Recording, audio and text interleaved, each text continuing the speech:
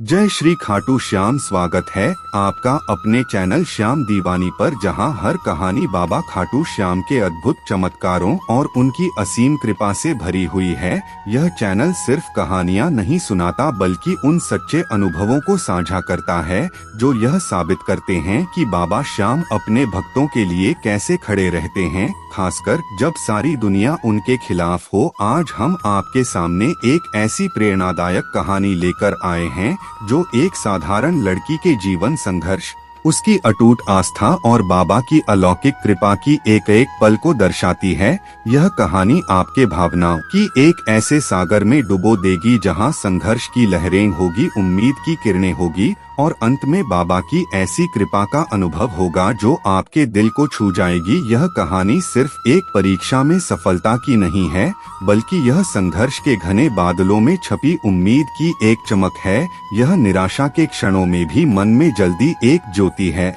और सबसे बढ़कर यह बाबा की उस अलौकिक, अविश्वसनीय और हृदय विधायक कृपा का जीवन प्रमाण है, जो यह सिद्ध करती है कि बाबा अपने हर भक्त की पुकार सुनते हैं, चाहे वह उनसे पहली बार ही क्यों न जुड़ा हो।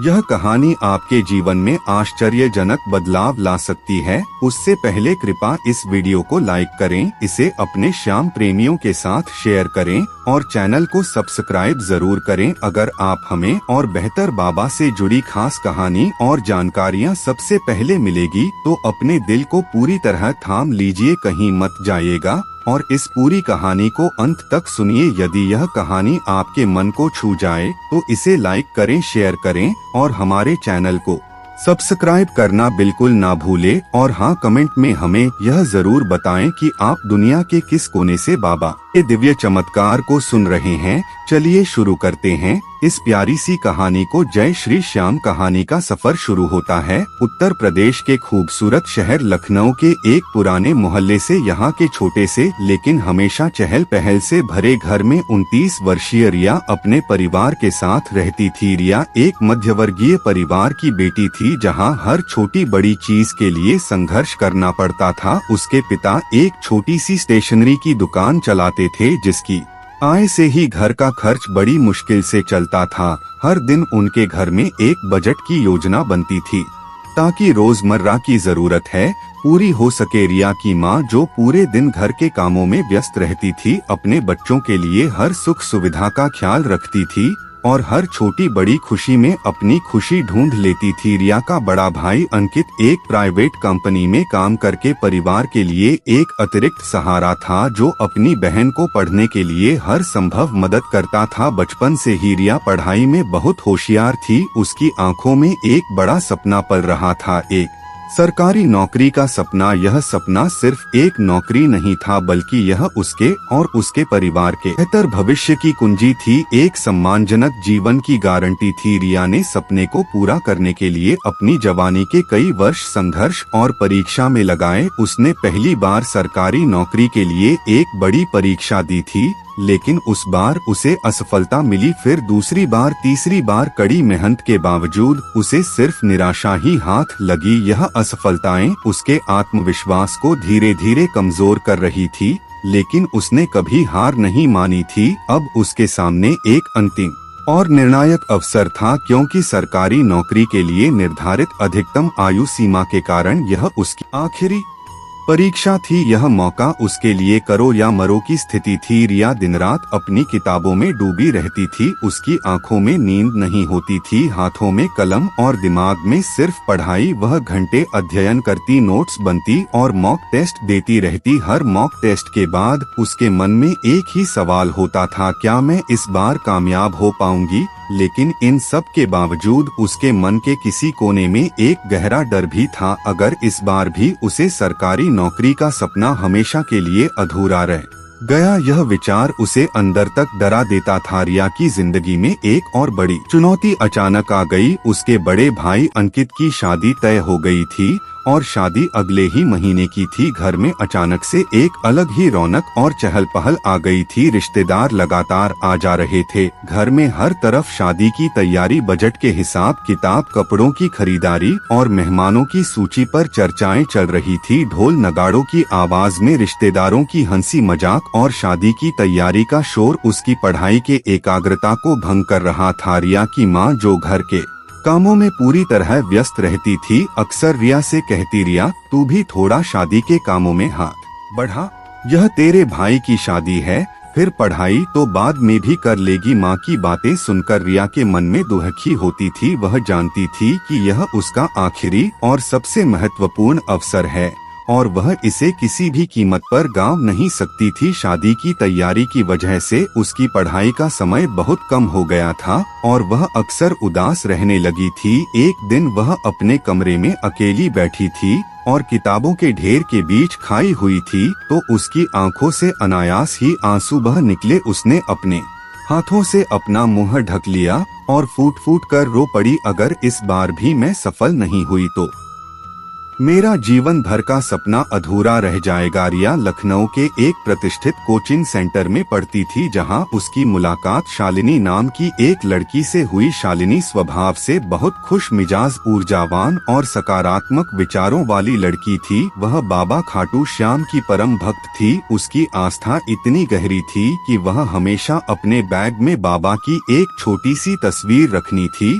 और हर एकादशी पर पूरी श्रद्धा से बाबा की विशेष पूजा और प्रार्थना करती थी। एक दिन कोचिंग खत्म होने के बाद रिया बहुत उदास होकर शालिनी के पास गई और उसे अपनी सारी परेशानी विस्तार से बताई। उसने अपनी आंखों में आंसू लिए कहा, शालिनी यह मेरा आखिरी मौका है, अगर इस बार भी मुझे सरकारी नौकरी नहीं मिली तो मैं कभी यह सपना पूरा नहीं कर पाऊंगी। ऊपर से भाई की शादी की वजह से मेरी पढ़ाई भी ठीक से नहीं हो पा रही है, मुझे समझ नहीं आ रहा मैं क्या करूं। शालिनी ने बड़े स्नेह से रिया का हाथ पकड़ा और पूरे विश्वास के साथ बोली, रिया तू चिंता मत कर, बाबा खाटू श्याम सब ठीक कर देंगे, वह हारे के सहारे हैं, वे कभी किसी को निराश नहीं करते, तो बस उनकी शरण में जा। शालिनी ने रिया को सलाह दी कि वह बाबा खाटू श्याम जी से अपनी अर्जी लगा। उसने बड़े ही सरल और सीधे शब्दों में समझाया, तू बस इतना कर कि हर एकादशी को एक गुलाब का फूल और कोई भी मीठी चीज जैसे मिश्री या चूरमा का बाबा को भोग लगा और सच्चे मन से प्रार्थना कर कि बाबा तेरे सपने पूरे करें, तेरी पुकार बाबा तक जरूर पहुंचेगी। अगले ही दिन शालिनी ने रिया को एक छोटी सी सुंदर मार्बल की मूर्ति दी, जिसे वह स्वयं खाटू धाम से लाई थी। रिया को बाबा के बारे में ज्यादा जानकारी नहीं थी, उसने सिर्फ इतना ही सुना था कि वह एक लोक देवता है, लेकिन शालिनी की बातों में इतनी सच्चाई और विश्वास था कि उसे थोड़ी उम्मीद जगी। उसने घर के एक शांत कोने में, जहां उसे थोड़ी शांति मिल सके, वह मूर्ति स्थापित की और पहली एकादशी को शालिनी की सलाह मानी। उसने सुबह जल्दी उठकर स्नान किया, मूर्ति को साफ किया, एक ताजा गुलाब का फूल और थोड़ी मिश्री का भोग लगाया और आंखें बंद करके पूरे हृदय से प्रार्थना की, मैं आपका नाम भी ठीक से नहीं जानती, मुझे आपकी महिमा का भी ज्ञान नहीं है, लेकिन शालिनी ने कहा है कि आप सबकी सुनते हो, मेरी मदद करो बाबा, यह मेरा आखिरी चांस है। रिया की आवाज में एक गहरा दर्द और उतनी ही गहरी उम्मीद थी। अगले कुछ हफ्तों में प्रिया हर 11 को पूरी लगन और श्रद्धा से यही रीति दोहराती है, गुलाब का फूल और मिश्री चढ़ती और अपनी परीक्षा में सफलता के लिए प्रार्थना करती। अंकित की शादी की तैयारी के बीच भी वह अपनी पढ़ाई जारी रखती। घर में मेहमानों की भीड़, शादी के गीत और तैयारी का शोर उसके कानों में पड़ता रहता, लेकिन वह अपने कमरे में बैठकर पढ़ाई में लगी रहती। उसके मन में असफलता का डर अभी भी कहीं ना कहीं बना हुआ था, लेकिन बाबा के प्रति उसकी नई नई आस्था उसे हिम्मत देती थी। एक रात जब घर में सब सो चुके थे और चारों ओर सन्नाटा था, रिया मूर्ति के सामने बैठी और पूरी तरह से भावुक होकर बोली, बाबा भाई की शादी भी होनी है और मेरा एग्जाम भी बस कुछ ही दिनों में है, मुझे समझ नहीं आ रहा कि आप ही देख लो बाबा मैं क्या करूं। उसकी आंखों से आंसू टपक रहे थे, लेकिन इस बार आंसू में सिर्फ निराश नहीं थी, बल्कि बाबा पर एक गहरा अटूट विश्वास भी था। उसने हिम्मत नहीं हारी। आखिरकार परीक्षा का वह बहुप्रतीक्षित और निर्णायक दिन आ गया। रिया ने परीक्षा से पहले पूरी रात पढ़ाई की थी और सुबह उठकर उसने पूरी श्रद्धा से बाबा की मूर्ति को प्रणाम किया और फिर परीक्षा केंद्र के लिए निकली। परीक्षा हॉल में बैठकर उसने महसूस किया कि पेपर काफी मुश्किल था। कई सवाल ऐसे थे जिनके जवाब उसे नहीं पता था, लेकिन रिया ने अपनी पूरी कोशिश की। उसने हर सवाल का जवाब अपनी पूरी क्षमता और ज्ञान से दिया। परीक्षा खत्म होने के बाद वह काफी घबराई हुई थी। उसके मन में कई तरह के विचार आ रहे थे। क्या मैं पास हो पाऊंगी? मैंने तो बहुत कम सवाल हल किए हैं। लेकिन शालिनी ने उसे शांत किया, बाबा का भरोसा दिया। उन्होंने कभी अपने भक्तों को निराश नहीं किया। शालिनी की बात सुनी और बाबा का भरोसा दिया। उन्होंने कभी अपने भक्तों को निराश नहीं किया। शालिनी की बात सुनी और बाबा पर विश्वास बनाए रखा। और फिर वह दिन भी आया जब परीक्षा के परिणाम घोषित होने वाले थे। रिया का दिल जोर जोर से धड़क रहा था। मैं अपने लैपटॉप पर बैठी थी और उसका हाथ माउस पर कांप रहा था। जब उसने अपना रिजल्ट ऑनलाइन चेक किया तो उसकी आंखों में एक चमक आ गई। उसका नाम मेरिट लिस्ट में था। वह जोर से चिल्लाई, मैं पास हो गई। उसकी आवाज ने पूरा घर शीर पर उठा लिया।